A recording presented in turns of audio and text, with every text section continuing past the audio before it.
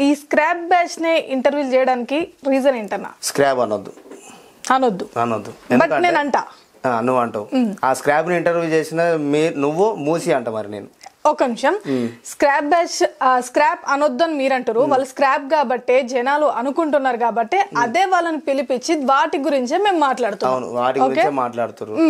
మరి మీరు వాళ్ళని స్క్రాప్ అని ఎందుకంటారు? వాళ్ళ తల్లిదండ్రులు స్క్రాప్ అనకపోతే ఇంకేమంటారు? ఇప్పుడు ఇంటర్వ్యూ చేసిన మీరు మూసి అంటాం. నేను ఇప్పుడు హాయ్ హలో నమస్తే ఈ రోజు అయితే హలో హాయ్ నమస్తే ఇవన్నీ నడవవు. మీరు గెస్ట్, నేను యాంకర్, ఓకేనా? ఇక్కడ మీరు గెస్ట్ రోల్ నాకు ఇచ్చి యాంకర్ రోల్ మీరు తీసుకోవాల్సిన అవసరం లేదు, ఓకేనా? మేబీ ఏమైనా ఉంటే సైలెంట్ నేను ఇంటర్వ్యూకి ముందు ఏమైనా స్క్రిప్ట్ ఇచ్చానా? ఇయ్యలేదు కదా.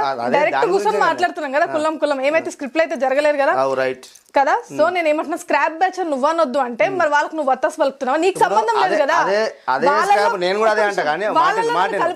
కలుపుతున్నావా నువ్వు? నేను నిన్ను కలపట్లేను, వాళ్ళని అంటున్నా అన్నా, ఓకే? బట్ నేను నిన్ను కలపలేదు. నేను వాళ్ళని కూడా అనొద్దు. వాళ్ళని అనాలంటే ఇప్పుడు చాలా మంది అదే స్క్రాప్ బ్యాచ్ లేకపోతే కొన్ని యూట్యూబ్ ఛానల్ అడక తినాల్సి వస్తుంది. మరి అది నాకు సంబంధం లేదు చెప్తున్నా. ఎందుకంటే రేపటి మేబీ నీ యూట్యూబ్ ఛానల్ కూడా ఉంది కాబట్టి నాతో సహా అడక తినాల్సి వస్తుంది లేకపోతే.